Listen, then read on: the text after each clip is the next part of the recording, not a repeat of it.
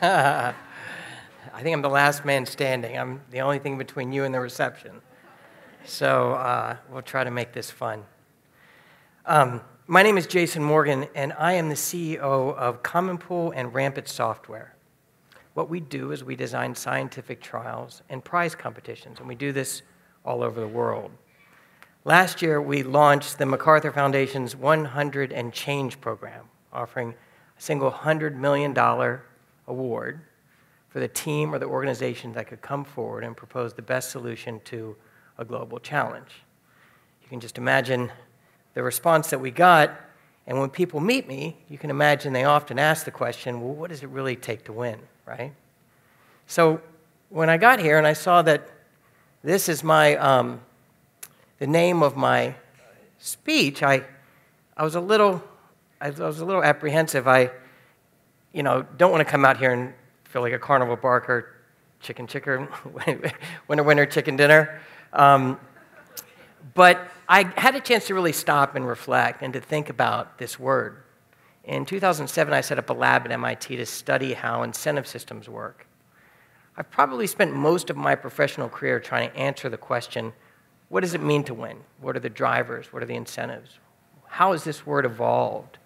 And really, today, can we redefine it? Winning has been a powerful and dominant force in American culture. It has helped define who we are, our economy, and today, probably more than ever, our politics. And when I use the word winner, oftentimes in an audience like this, it triggers a debate, right? It forces you to think about a question, which is, who are the winners and who are the losers, and what is the distance between those two things? And when I talk about winning, I think what's most important to realize is that in spite of the news, I believe that current events are on our side, and I believe that as we talk about the notion of winning in a shared economy, we as a community can come together and help set expectations and help demand that this word means more than it does today. So I'm going to talk a little bit about theory. I'm going to talk a little bit about what's happening in my space, which is kind of the competition and prize landscape. And then I'm going to end with a call to action. We actually have a prize that we're announcing, and you've all got one of these in your booklet, so I'm going to give you a brief overview of that. I graduated from college in 1994. That was the year that a man named John Nash won the Nobel Prize. Now, if you're an econ geek like me, Nash had effectively joined the ranks of Morgan, Stern, von Neumann, Shapley. These were kind of the seminal forefathers of what we call game theory.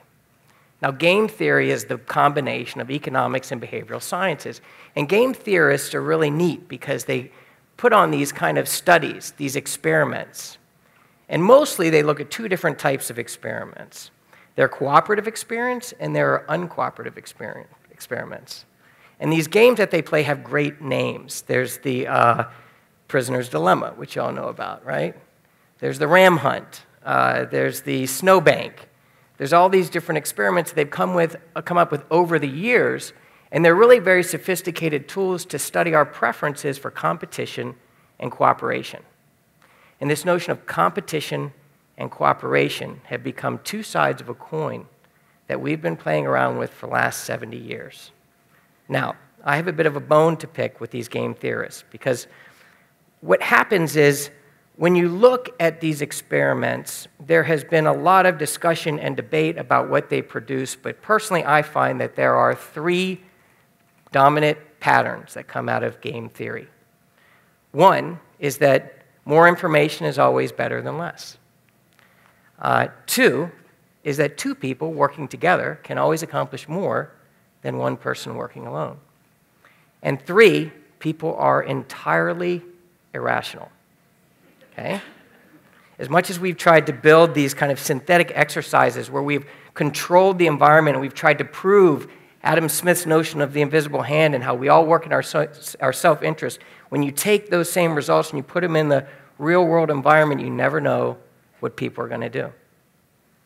And what we've underestimated, the thing that we've truly underestimated, is people's ability to be generous and to be kind And I'm not talking about the soft-hearted kindness, the emotion of kindness. I'm talking about the utility of cooperation, collaboration, and exchange, the measured effect that happens when we reach across the aisle and we work with one another.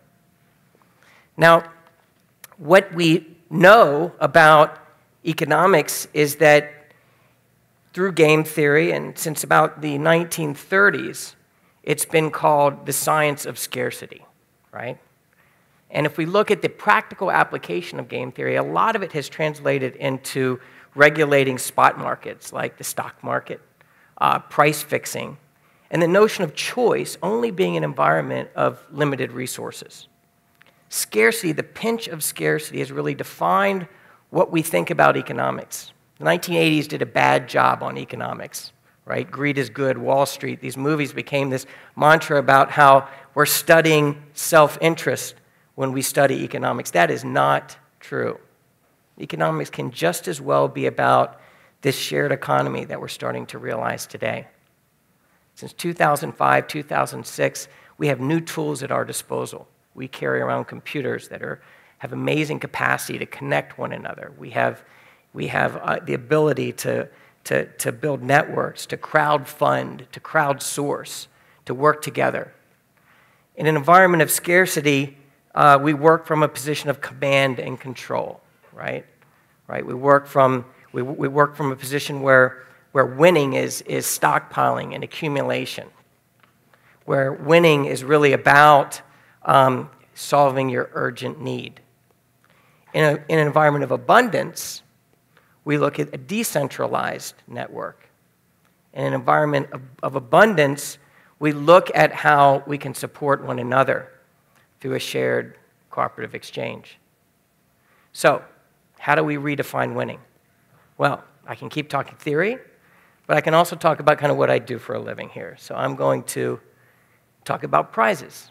Now, prizes are unique in that we have seen this massive resurgence. McKinsey published a study in 2009 that showed an 18% gain every year in the decade leading up to when this report was published, and there's been a lot of experimentation too. This is a new way of conducting philanthropy, of conducting grant-making, impact investing, and now commercial-grade investing.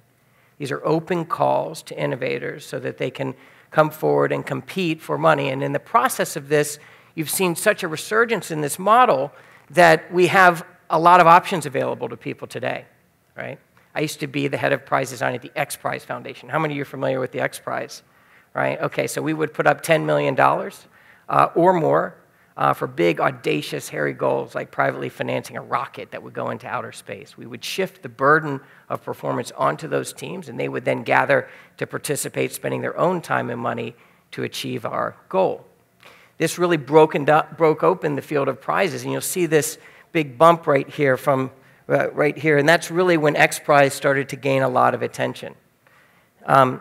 What has happened since then is that as more and more of these prizes are coming online, what we're learning is that people's expectations are shifting a little bit away from this kind of winner-take-all proposition.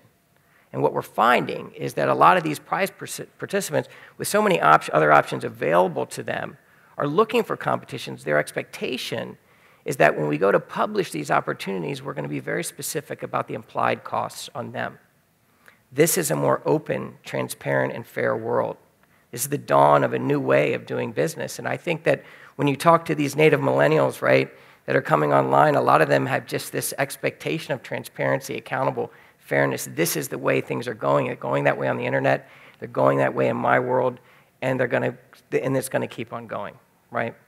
And so when we talk about prizes today, oftentimes what we have to do is when we design these competitions, we have to think about answering the basic questions. What are we going to provide to people when they register to participate in these competitions, but they likely won't win? And it's solving for that has allowed us to drive participation. The thing that has come out of our research, which is probably the most unexpected, is that there is a tremendous amount of sharing that goes on in these competitions, right? I talked about cooperation and the economics, the utility of collaboration and exchange. Even in the most competitive environments where we're running hundreds of thousands of dollars of cash rewards for people to produce algorithms, those kind of data scientists are actually sharing information with one another sharing their models and quickly getting to parity with one another in order to improve the overall performance for the competition. These are unknown discoveries. These things are happening today.